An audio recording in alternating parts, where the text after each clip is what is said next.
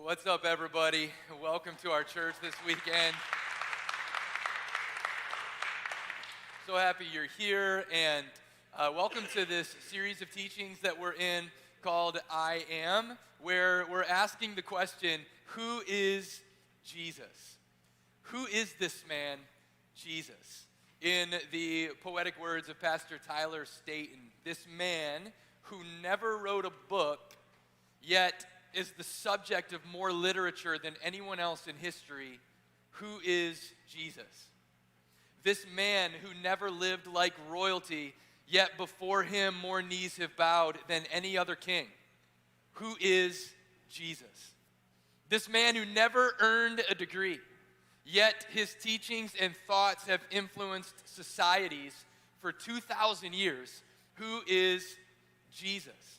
This man who never posed for a photograph, yet his image has been in more artwork than anyone else in history. Who is Jesus? This man whose life was cut incredibly short, yet whose legacy continues to order our calendars even today. Who is Jesus? Who is this man? Is he the greatest man who ever lived? Is he more than a man? Is he the most gifted magician of all time who pulled off the most exceptional illusion that anybody's ever pulled off? And is there anything about his life that should have any bearing on my life today? Who is Jesus? That's the question we're asking in this series, and that is the question that the Apostle John is wanting his readers to ask through the Gospel of John. Now, we're blessed to have four different biographies of Jesus' life: Matthew, Mark, Luke, and John. Matthew, Mark, and Luke are all very similar to one another. The Gospel of John is the most unique out of the four Gospels.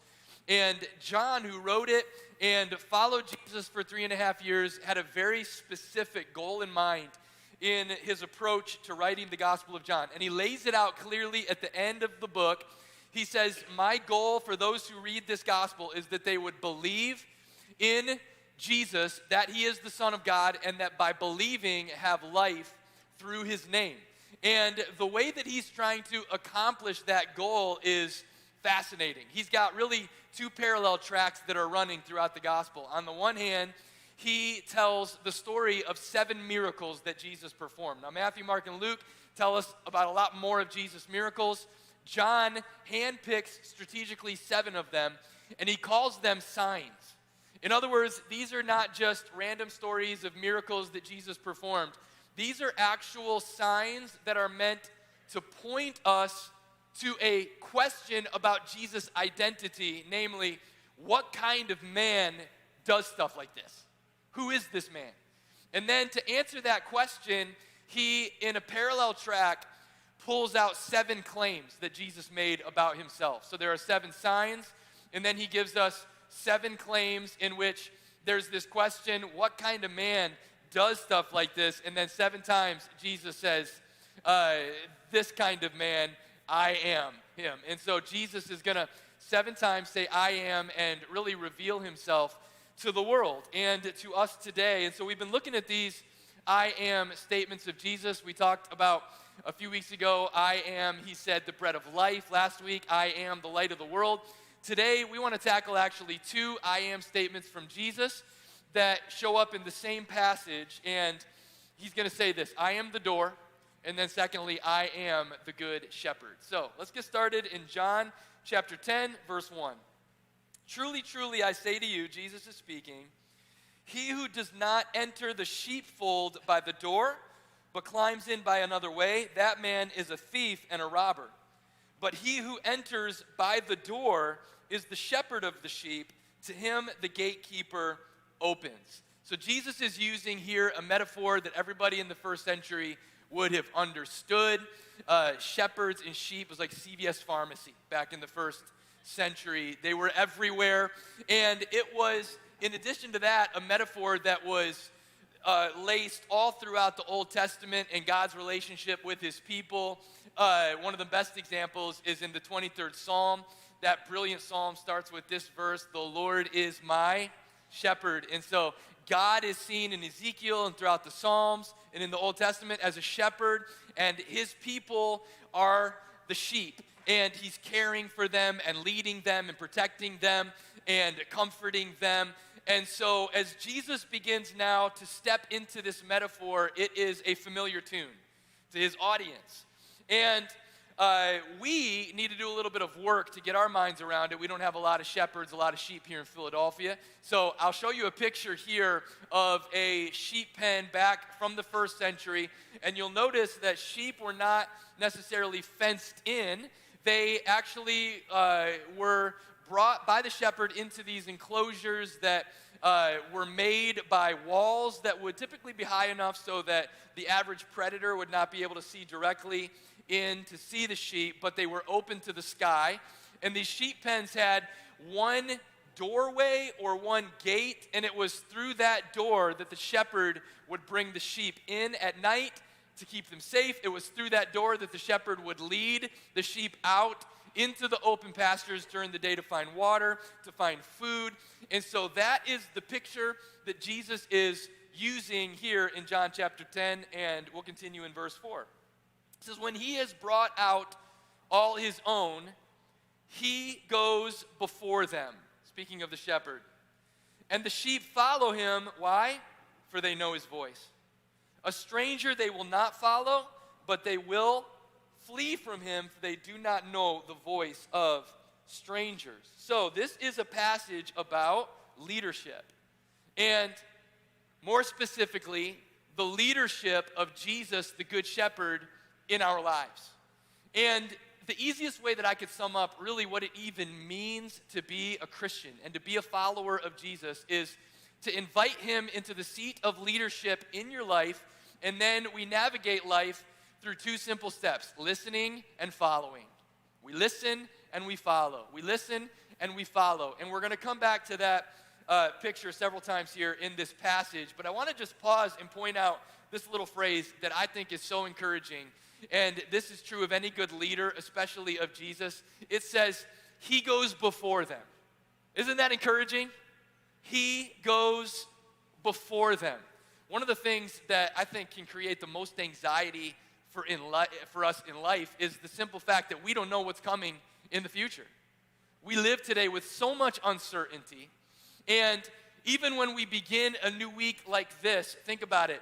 You don't know what's coming this week. I don't know what's coming this week. I don't know what's waiting for me on Tuesday. You don't know what's waiting for you on Friday, on Saturday.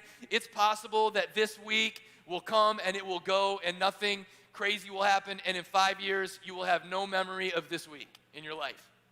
But it is also possible that this week could be an absolutely life-altering week for you that you will never forget for the rest of your life. It's possible that this week there could be incredible surprises that blow you away, and you feel the touch of God's grace and his goodness, and things happen in your life that you never want to forget. It's also possible that on Tuesday or Thursday, you get some news and some things happen that you would wish you could forget. Things that are going to push you to cry out to God like you've never cried out to him before. Things that could push you to depend on God like you've never depended on him before. You just don't know. I don't know. The journey that we are on, we're moving into a very uncertain future that is full of the unknown. And that is why this is so encouraging to me, the truth that he goes before you. Jesus is before you into this week. And while I don't know what's coming your way this week, I do know that he's going before you into the week. And he is already standing in your Tuesday. He is already attending your meetings on Thursday. He's going before you into every conversation, into every opportunity, every responsibility, every decision. He is going before you. And while there may be some areas that are undiscovered by you, they are not unexplored by him. And there may be some areas that are unknown to you, but they've already been revealed to him. And there might be some surprises that pop up for you, but even the surprises have already been prepared by him. He goes before you. And so we continue in verse 6. It says, this figure of speech Jesus used with them, but they did not understand what he was saying to them, a lot like us. Speak for myself, can be a little slow. So Jesus again said to them, truly, truly, I say to you, and here's our first I am statement, I am the door of the sheep. All who came before me are thieves and robbers, but the sheep did not listen to them. And here he says it again, I am the door. I am the door. It is a claim that is bold. It is a claim that, let's be honest, is difficult for our modern ears to process. I think that when we hear things in our modern culture that feel exclusive, claims like this, in particular when it comes to religion, we can start to get a little uncomfortable. We can start to bristle a little bit. That there's, Jesus is saying, I'm the way in.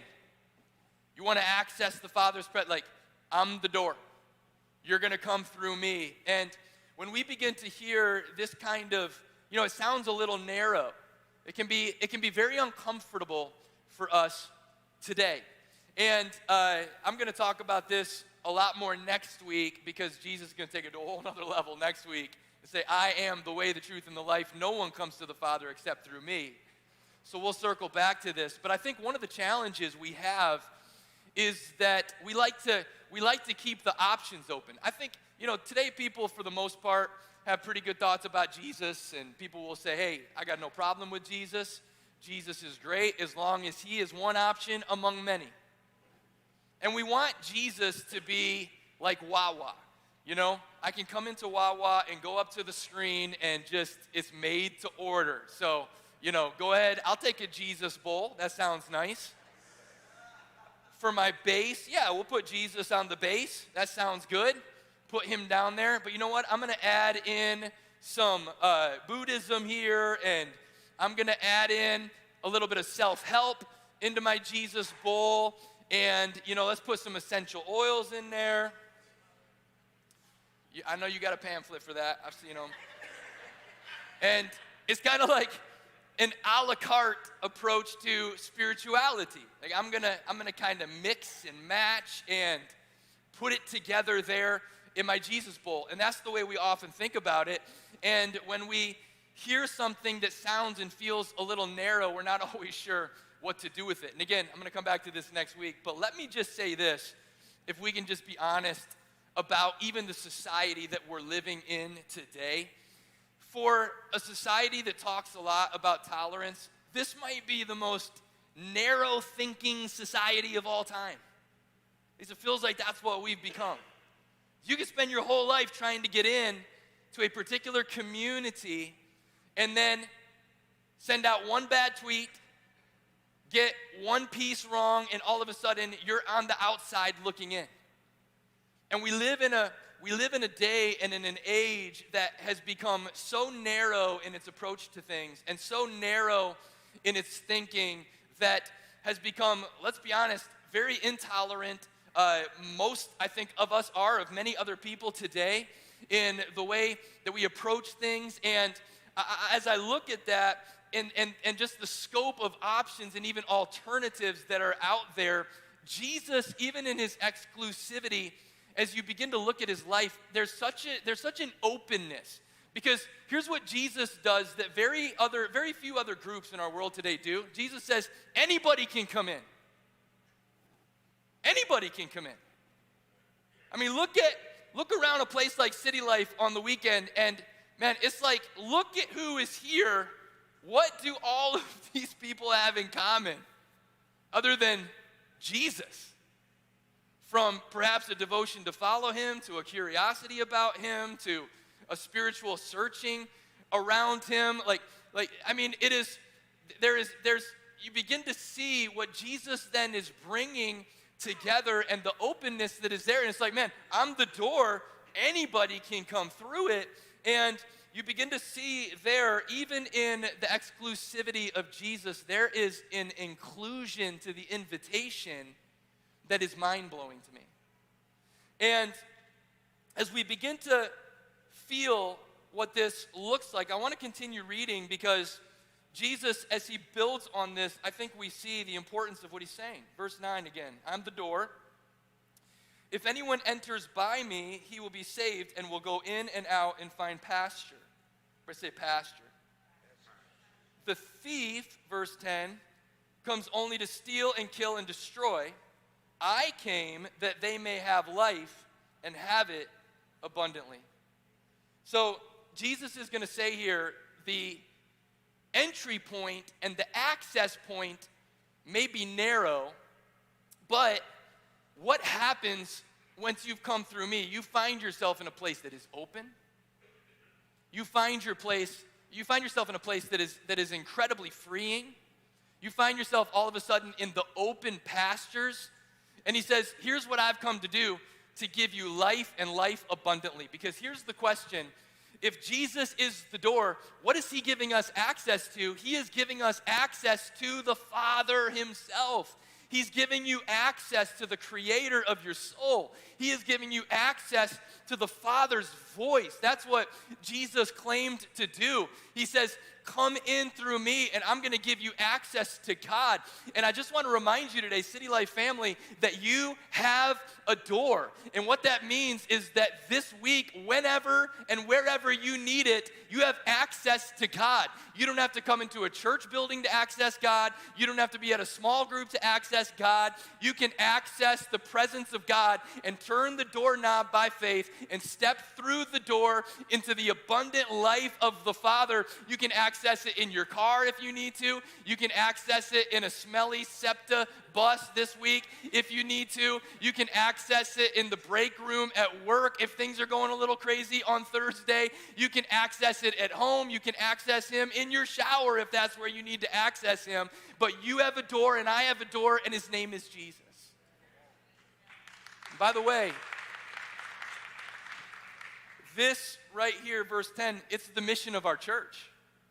This is the reason we started City Life. Everything we do as a church, it's for this mission, that we would lead the one far from God to walk through the door that is Jesus and experience what we call pursue full life in him, what Jesus calls here in verse 10, abundant life. What you were created for. That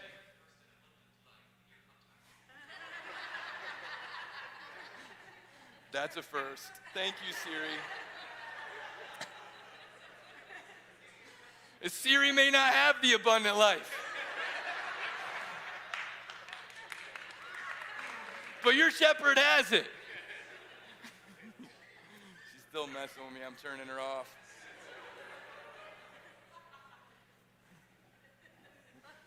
We started this church because there is a life worth living, the good life, that Jesus is inviting us into. Now, there's a thief who is coming to try to destroy and steal it all.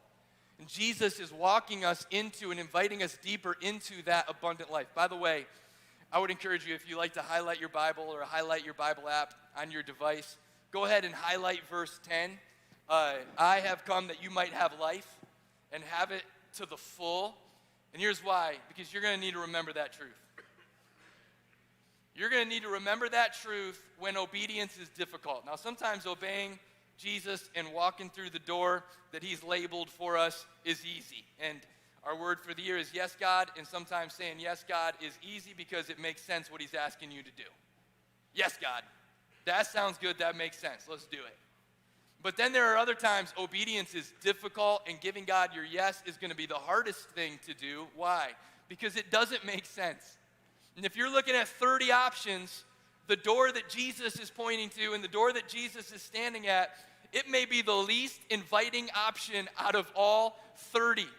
And this might be me, but I've had moments where I've said, God, like, I know what your word is saying, and I can see what door you're standing at, but I think if you knew a little bit more about my situation in particular, you might put a little asterisk, a little footnote by that verse. Make a little exception here.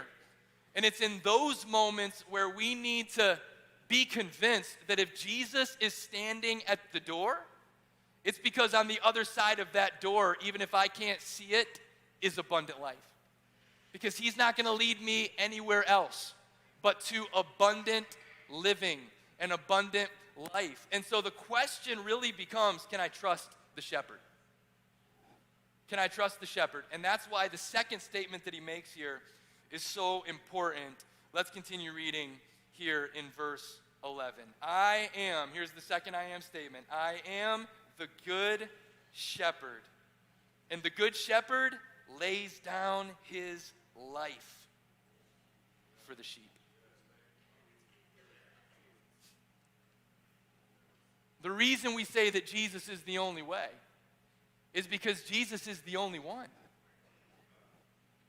who went to the cross and laid down his life for the sheep.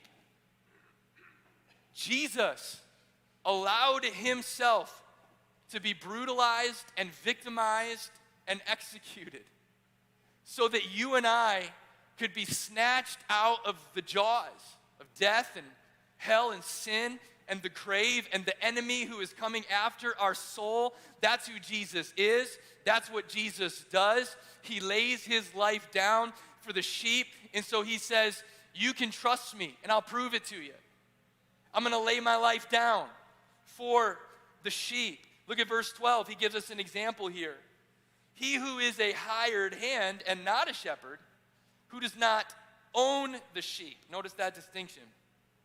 He sees the wolf coming and says, I'm out of here. He, it says, leaves the sheep and flees, and the wolf snatches them and scatters them. And by the way, some of you are in a season of your life where you are disoriented and you feel confused and you feel lost and you've lost your bearings. And the reason is that you have been lured away from your center by voices that were seductive but didn't care about you at all. And he says here that verse 13, he flees because he's a hired hand and cares nothing for the sheep. He doesn't own them. Now, you need to understand this about the job of a shepherd. It was a thankless job. And you really, as a shepherd, would be leading the sheep. You'd be protecting them from predators. You'd be caring for them, comforting them if they were scared. You would be providing for them by leading them to the right places to get food, the right places to get water. And in addition to all of that, shepherding was like some of your jobs where it's like, I could do this job the rest of my life and never be done with it. It's just day after day.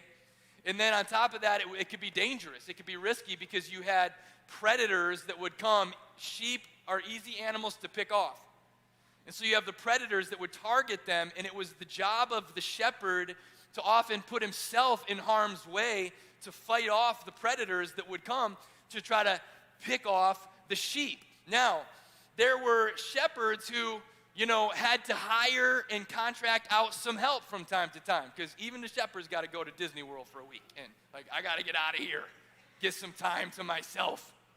These sheep are driving me crazy. And so you could contract some help and get a hired hand to step in, but there was actual litigation, and there was legal liability that had been built out for the hired hand. For example, if one wolf attacked the sheep, the hired hand was liable and had to fight. But if two or more wolf came, there was no legal liability for the hired hand in that case. He was just like, hey, you know what? I ain't getting paid for this. I ain't getting paid for put my life on the line here. For the hired hand, it was just a gig because they had nothing invested in the sheep. And that's the difference, isn't it, between owning something and just coming in to look after it or to rent it for a few months or a few years. How many of you ever rented a house and then you bought a house?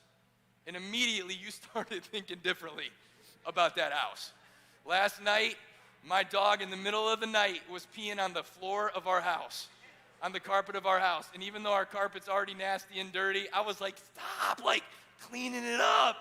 We're trying to run him outside. That's not cool because this is my carpet. Now, if I'm renting that house, go ahead, buddy. It's 3 in the morning. I ain't taking you outside right now. Just help yourself. It's not my carpet. It's not my, there's just a difference in mentality when it's yours, when it belongs to you. And Jesus is going to say here, I'm the good shepherd because I have paid a high price to make you my own. And that's the difference. And so look at it, verse 14. I'm the good shepherd. I know my own, and my own know me, just as the Father knows me, and I know the Father, and I lay my life down for the sheep. He says it again. Listen, don't miss this. He says, you are my own. That's what Jesus did when he went to the cross and redeemed you from your messed up past. He bought you, and now you're not just his sheep, you're his son. You're his daughter. And if you're wondering what that means to belong to the shepherd, Jesus told a story about it in Luke 15. A good shepherd who had 100 sheep, and one of them went off missing. And so Jesus left the 99 to go out and to rescue and bring home the one, because that was his sheep. And listen, you belong to Jesus. You are his. And here's what he says: I know my sheep, and my sheep know me. It says earlier in this passage, I call them each by name. That word for know is so powerful in the original language because it doesn't mean head knowledge or book knowledge. It's the kind of knowledge that only comes through experience and relationship. And what Jesus is saying is that in the same way I know the Father intimately and the Father knows me intimately, that's how intimately I know you. And that's how I'm inviting you to know me. Can I just tell you today, Jesus knows your name. He knows the numbers of hair that are on your head. He knows your fears. He knows the dreams that are in your heart. He knows what triggers you. He knows what pushes your buttons. He knows the plan that he has in mind for your life. He knows you. And so the question becomes, we trust this shepherd, how do we begin to build that relationship? And so that's where I want to close, verse 16. He comes back to really the mega theme of this passage. And I have other sheep that are not of this fold. I must bring them also. In the specific context here, Jesus is saying that the sheep pen is going to expand not only for the Jewish people, but I'm bringing in Romans, I'm bringing in Greeks, I'm bringing in the Gentile world. And again, this is what is so fascinating and differentiating about Jesus, that even in his exclusivity, there is an inclusion that is unmatched in our world today. It's an ever-expanding fold that he is running. But here is the distinction.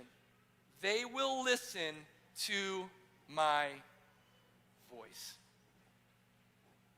4 or 5 times he repeats this in this passage. I just want to review them one more time. Verse 3, the sheep hear his voice, and he calls his own sheep by name and leads them out. Verse 4, when he has brought out all his own, he goes before them, and the sheep follow him, for they know his voice. Verse 5, a stranger they will not follow, but they will flee from him, for they do not know the voice of strangers. We're talking about the leadership of the Lord.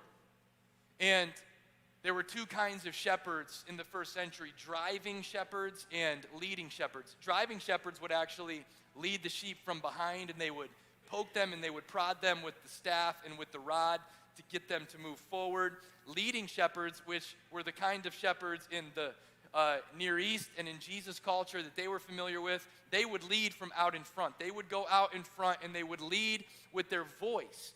And the reason is that sheep have amazing peripheral vision, but they cannot see in front of them. When a sheep looks directly in front of them, they can't see past the end of their nose, which is why sheep all the time are falling into holes. They will walk right off of cliffs. If you want to be entertained for hours, you can watch it on YouTube this week. Like, cute little sheep on their back with nobody to help them over. Like, so sheep have to be led not by sight, but by sound. And it's hearing the voice of the shepherd who's out in front of them, leading the way, calling their name. They know the voice. They recognize the voice. Now, I understand today when it comes to our discipleship with Jesus that oftentimes we struggle with this. And sometimes people say, Brad, man, I just don't know how to hear the voice of God. I'm dealing with decisions. I'm trying to figure out my future. I'm single.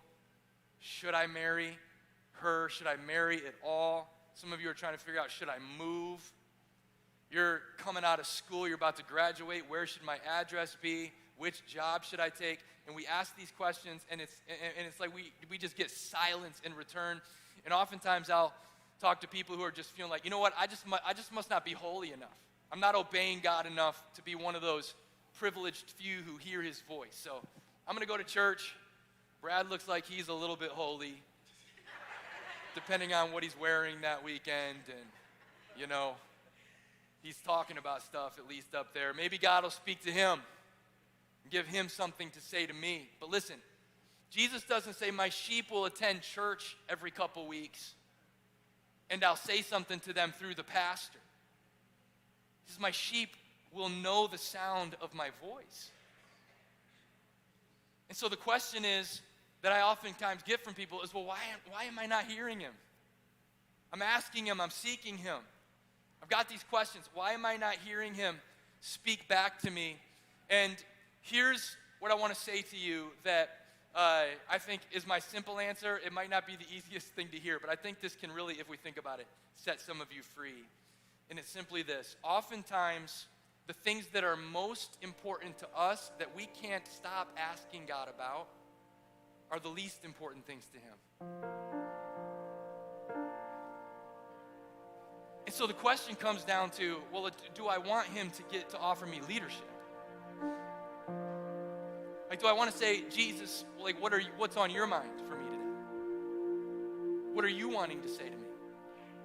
Or do I just want him to address my questions and my concerns? I want to teach you this. I think that this could really help some of you. The way forward in your walk with God is not dependent on your ability to listen, but on his ability to lead. It's not up to you. He is really good at this. He's the good shepherd. You and I, not so much. We're sheep. Sheep, by the way, if you know about this, it's an offensive metaphor. They're not the brightest animals. And he doesn't say, my clever little foxes will hear my voice. If he did, we'd think, oh, clever little fox. I'm such a good listener. I'm going to figure this out. It's about the shepherd. In you navigating the future, it's not dependent on you listening perfectly and getting it all right. It's about his leadership that can be trusted in your life. By the way, you could get the decision wrong, and he's still going to get you where he needs you to be. And so the way forward is not dependent on you listening perfectly.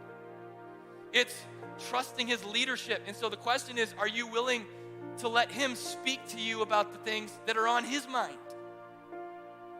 And here's what I have learned is that God is much more interested in talking to me about who I am than about what I'm doing for him. God could help you figure out, should I move to Los Angeles? Should I move to Chicago? I'm not saying those are unimportant decisions. And eventually God will talk to you about it because he cares about what you care about. But it's not what he's going to talk to you about first.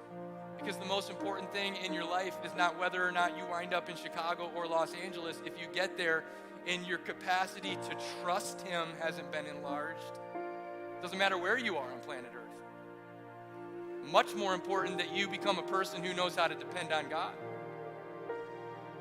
Much more important than who you marry, that you're the kind of person who knows you're loved by God, who knows you're secure in a relationship with God. And, you know, I experienced that this week. I had a night, I couldn't sleep at all. And this happens to me from time to time. And when it does, I start to get really, really anxious. 1 hour passes, I'm in bed, 2 hour passes, and then my mind just starts running. I start to freak out. I start to think about how busy my week is going to be, and I'm never going to get sleep again. And that started happening. And so I just got up and I said, at least I'm going to go do some work and try to distract myself. And I sat down in the chair in the middle of the night and I started working.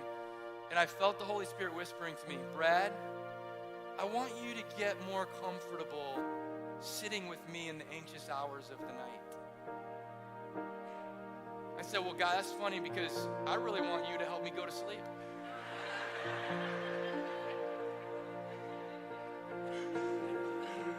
And when it finally dawned on me that he wasn't interested in that, I closed my eyes and said, okay, God, what do you want to say to me?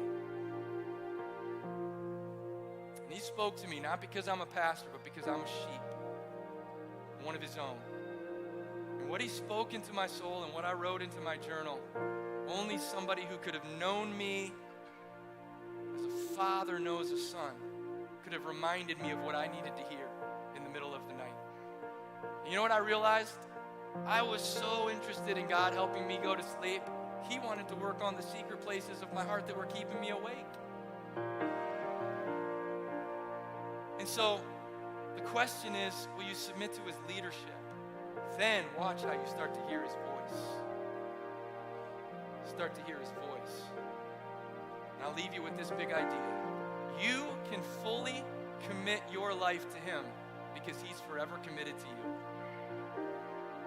You can walk through the door into an exclusive relationship with Jesus because he is exclusively committed to you. He's the good shepherd. You can trust him. God, I thank you for your leadership in our lives.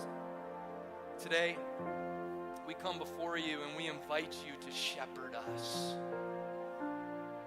Where we have been trying to figure it all out on our own, we choose right now to lay down stress, to lay down anxiety, to hand over to you questions and doubts and fears so that you might shepherd us again. Amen.